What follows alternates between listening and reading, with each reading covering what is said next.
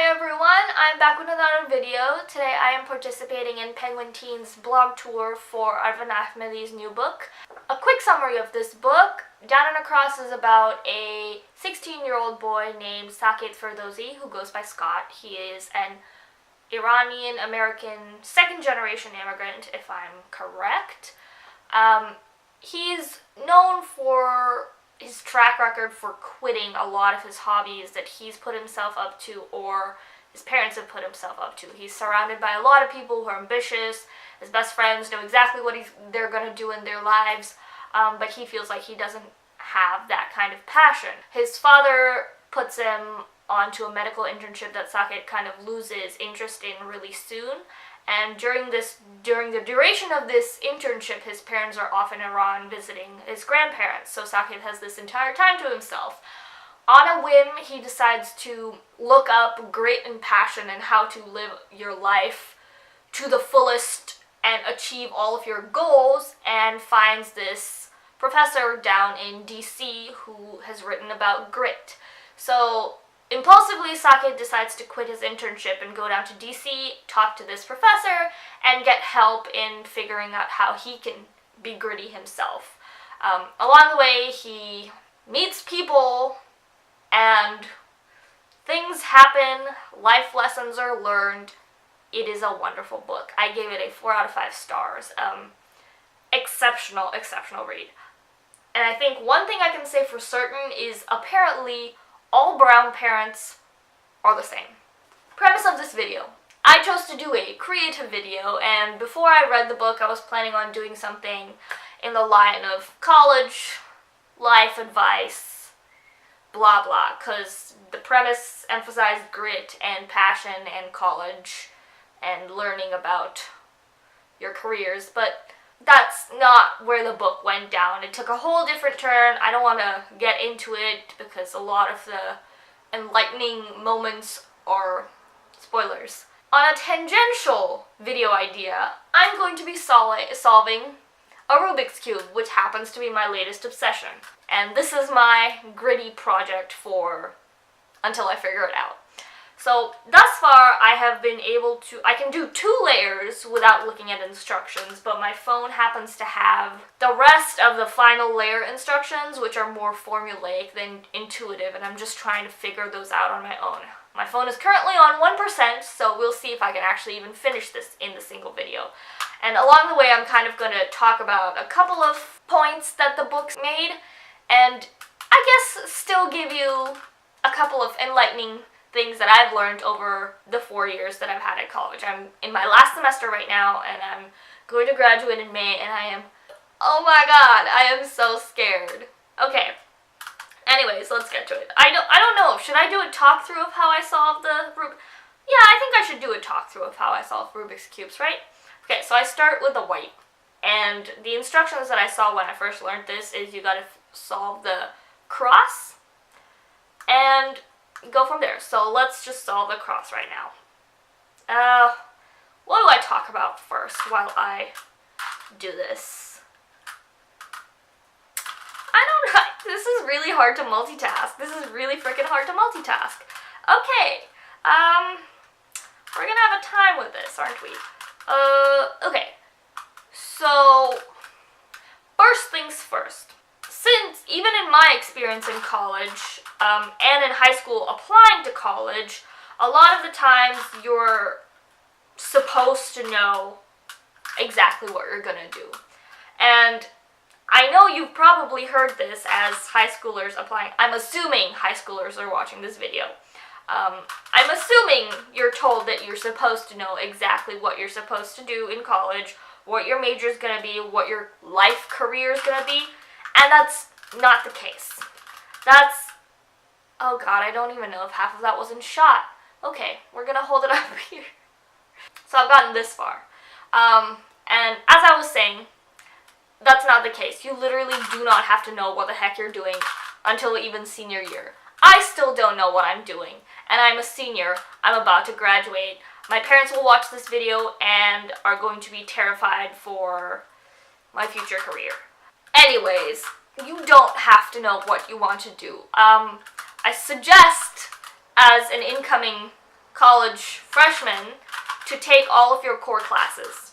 If you don't have AP credits done, literally get all of your core science, math, blah blah classes done in your first year so that you have the rest of your time to pursue more fun classes like arts and like social studies, women and gender studies, things like that. Those are where you get your character growth.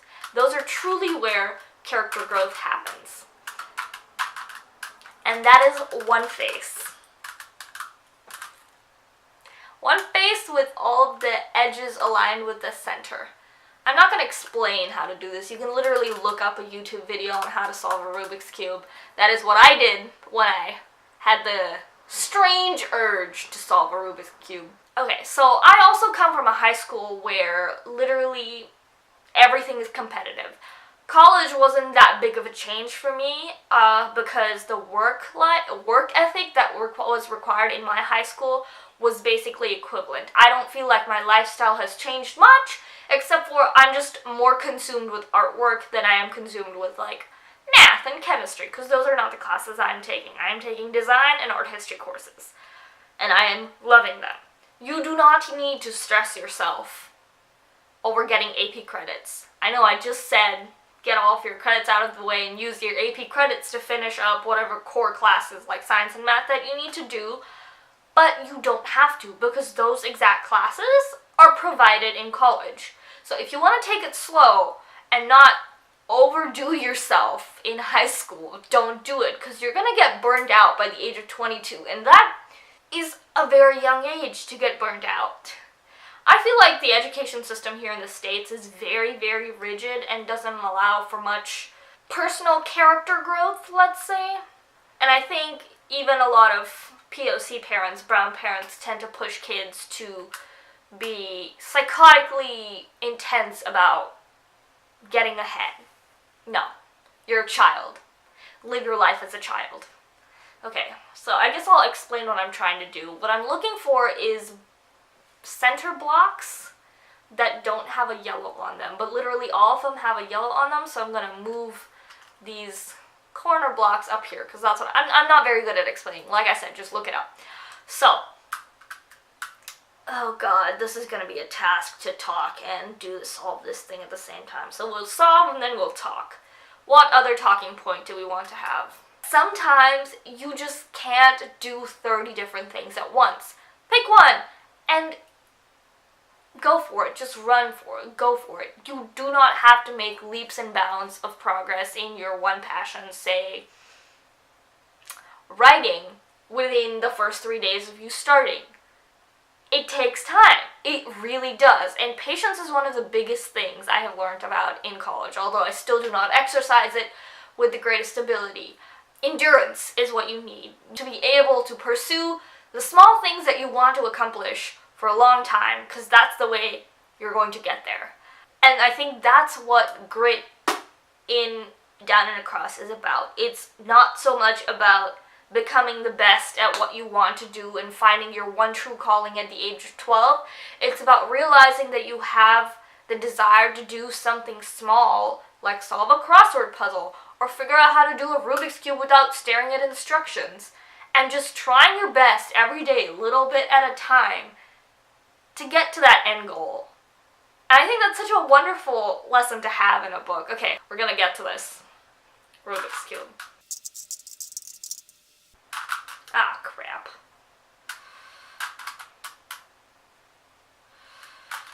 Shoot. I forgot what I did. Oh no, I messed it up. Okay. Multitasking is really hard. Where were we?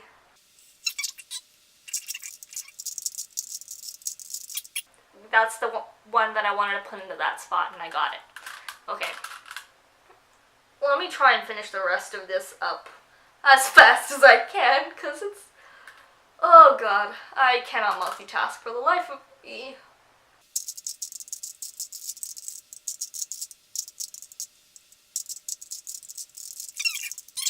I should probably tell you what I'm trying to do.